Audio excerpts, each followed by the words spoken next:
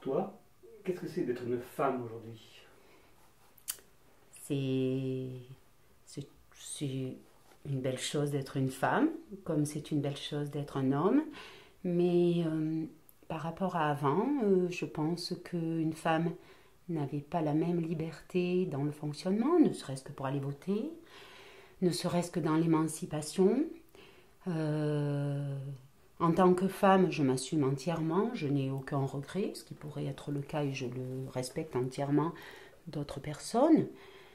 J'aime, j'aime bien être une femme, mais qui, ne, qui ne joue pas de faiblesse à côté de l'homme et qui est reconnue à égal, d'une façon égale avec l'homme ou avec donc les collègues masculins dans mon travail. Euh, le côté féminin, une femme qui va avoir beaucoup de féminité, je trouve ça très bien. Euh, et je trouve ça, il faut que ça corresponde à soi-même. Si ça correspond à ce que l'on est à l'intérieur, eh bien on s'assume entièrement et de ce fait on s'exprime avec vérité dans ce qu'on est.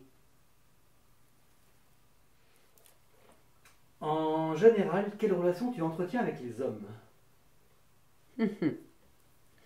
Alors en général, j'entretiens de très bonnes relations avec les hommes.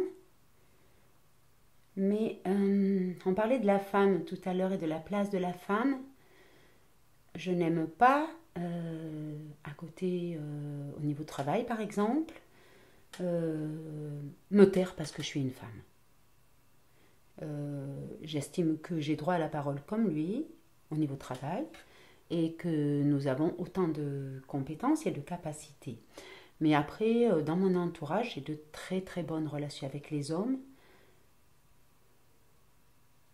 Après, je côtoie beaucoup d'enfants, beaucoup de femmes. Dans les cours de danse, en tout cas, j'ai beaucoup de femmes.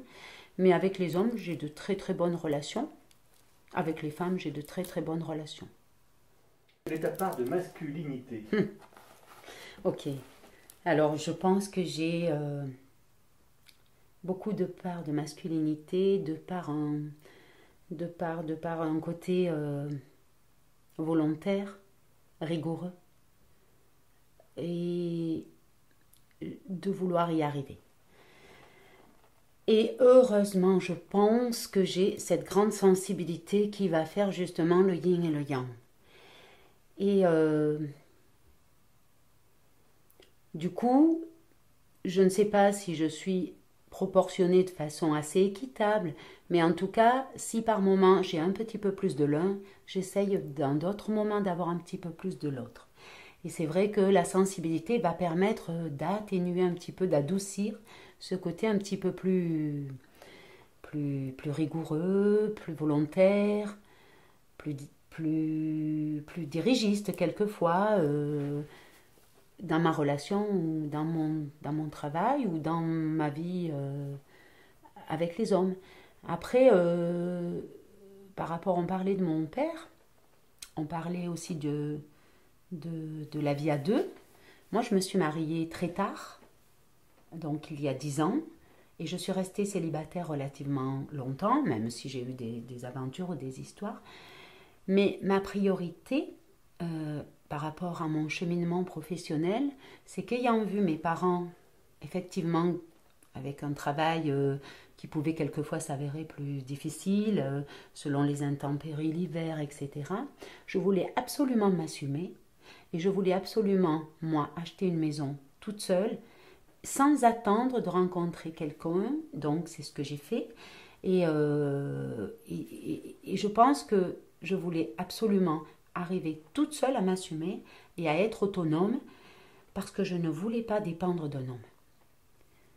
Et parce que je me disais, et je le dis aujourd'hui à certains élèves ou quoi, des fois, une femme, il faut, je pense, donc on en revient sur la place de la femme, je pense qu'une femme, par rapport à la vie d'avant, où la femme était la femme au foyer qui s'occupe des enfants, qui fait à manger, qui fait le ménage. C'est fini, on ne peut plus au jour d'aujourd'hui, de par le nombre de divorces, parce que c'était pas comme ça avant, quand les gens ils ne s'entendaient plus, ils restaient ensemble. Donc aujourd'hui, je pense qu'une femme, il faut qu'elle s'assume, qu'elle ait son travail, et que si elle a envie de dire au revoir, elle prend ses affaires, elle s'en va, et elle n'a pas de galère. Je pense que c'est capital. Et je fais partie de ces gens-là, et c'est ce que j'ai essayé de faire. Est-ce qu'à un moment donné, j'ai mis de côté ma vie sentimentale pour aller jusqu'au bout de tout ça? Je ne sais pas. Mais en toujours est-il que je voulais y arriver toute seule. Et aujourd'hui, je sais que s'il fallait que je sois seule, je pourrais me débrouiller. J'en profite pour donner une petite précision concernant les garçons, les petits garçons et la danse. Quel est ton regard là-dessus? Malheureusement, il n'y a pas beaucoup de garçons parce qu'il y a justement un regard qui est un peu faussé.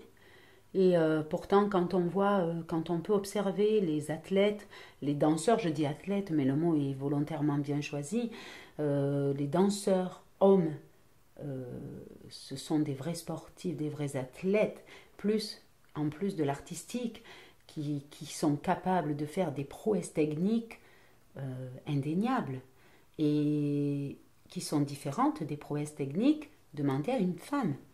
Donc, la place des petits garçons, malheureusement, elle n'est pas toujours favorisée parce que souvent, des fois les parents, des fois les enfants veulent orienter un petit garçon ou lui-même vers un sport qui semblerait entre guillemets plus masculin, ce qui est faux à mon sens, puisque quand on regarde les danseurs, par exemple les danseurs d'Elvin Allais, hommes, leur corps qui travaille sur des prouesses techniques monstrueuses, c'est loin d'être ni efféminé, ni facile, ni fragile.